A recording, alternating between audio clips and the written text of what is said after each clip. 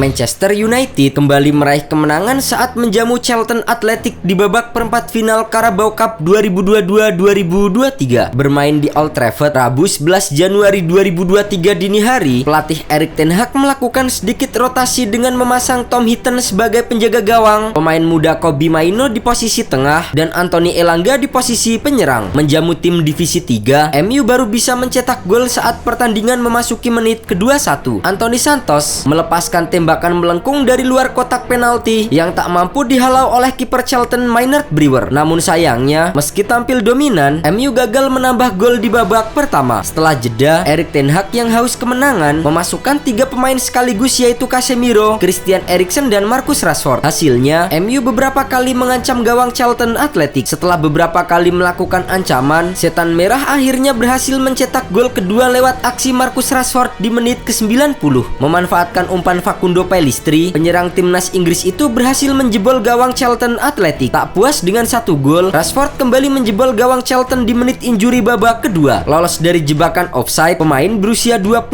tahun itu berhasil menaklukkan kiper Charlton lewat tembakan kaki kiri. Skor 3-0 untuk Setan Merah bertahan hingga laga bubar. Dengan hasil ini, MU berhak lolos ke semifinal Carabao Cup dan akan berhadapan dengan Newcastle United. Berkat kemenangan 3-0 atas Charlton, Erik ten Hag menjadi pelatih tercepat yang berhasil memberikan 20 kemenangan untuk MU, yaitu hanya dalam 27 pertandingan. Selain itu, 2 gol Marcus Rashford ke gawang Charlton Athletic memperpanjang catatan positif sang pemain. Ia selalu mencetak gol dalam 6 pertandingan terakhir secara beruntun. Tercatat, Rashford berhasil mencetak total 7 gol dalam 6 pertandingan terakhir. Torehan ini menjadi bukti perkembangan signifikan Rashford di bawah arahan Erik ten Hag. Setelah sempat terseok-seok dalam beberapa musim terakhir, kini MU telah mulai terlihat seperti timnya Erik ten Hag. Didatangkan dari Ajax Amsterdam di awal musim ini, ten Hag perlahan mulai mengubah gaya permainan MU lebih agresif dan semakin matang. Para pemain kini tahu perannya masing-masing di lapangan dan minim melakukan kesalahan seperti blunder yang berujung gol lawan. Dengan gaya kepelatihannya, ten Hag bisa dibilang sudah mengubah mental pemain dan mengangkat performa Manchester United sejauh ini. Saat ini, The Red Devils masih tertahan di posisi keempat Liga Premier Inggris. Namun, dengan performa yang menanjak, bukan tidak mungkin mereka akan menggeser Newcastle United yang berada di posisi ketiga dengan poin sama, yaitu 35. Apalagi, The Red Devils masih menyimpan 1 laga lebih banyak dari The Toon Army. Pencapaian ten Hag musim ini terbilang cukup baik mengingat di musim lalu MU hanya finish di posisi ke-6 klasemen dan harus bermain di Liga Eropa musim ini. Keberhasilan ten Hag mengangkat performa Manchester United membuatnya mendapatkan kepercayaan penuh dari Dewan Manchester United. Menurut Daily Mail, ten Hag mendapatkan pekerjaan baru dari Manchester United. Kabarnya, pelatih asal Belanda itu diminta untuk ikut membantu tim Manchester United usia 23. Saat ini, staf tim Manchester United usia 23 dipegang oleh manajer Mark Dempsey dan pelatih Paul Maxine. Dengan adanya pekerjaan baru tersebut, ten Hag mendapatkan kekuasaan lebih besar untuk mengorbitkan pemain muda. Mantan pelatih Ajax Amsterdam itu juga tertarik untuk meneruskan tradisi lama Setan Merah dengan mengorbitkan para pemain muda akademi yang sudah berlangsung sejak Oktober 1937. Pekerjaan ten Hag sudah mulai terlihat selama jeda Piala Dunia 2022. Ten Hag sudah mulai mengorbitkan beberapa pemain muda seperti Teden Mengi, Zidane Iqbal, Isaac Hansen-Aaron, dan Kobbie Mainoo. Mantan pelatih Twente itu sendiri juga mengaku sangat tertarik untuk mengorbitkan banyak pemain muda. Seperti di Ajax, ketika saya masuk ke Manchester United, tim cadangan seperti diisolasi. Tim cadangan bukan lagi bagian dari akademi, tetapi juga bukan bagian dari tim utama. Saya segera mengubahnya, seperti yang saya lakukan ketika saya memasuki Amsterdam. Di Ajax, tim cadangan berada di bawah koordinasi manajer. Itulah satu-satunya cara saya dapat mempengaruhi pengorbitan pemain muda berbakat ke tim utama. Selanjutnya, Erik ten Hag dan Manchester United akan diuji ketika kedatangan rival sekota mereka Manchester City di lanjutan Liga Premier Inggris 14 Januari mendatang. Di pertemuan pertama mereka tahun 2022 lalu, Setan Merah harus menyerah dengan skor 6-3 di Etihad Stadium. Hat-trick Erling Haaland dan Phil Foden hanya mampu dibalas 2 gol Anthony Martial dan 1 gol dari Anthony Santos. Dengan tren positif yang diperlihatkan MU dan ketajaman Marcus Rashford setelah jeda Piala Dunia, menarik untuk disimak duel 2 klub besar asal Manchester pada akhir pekan ini.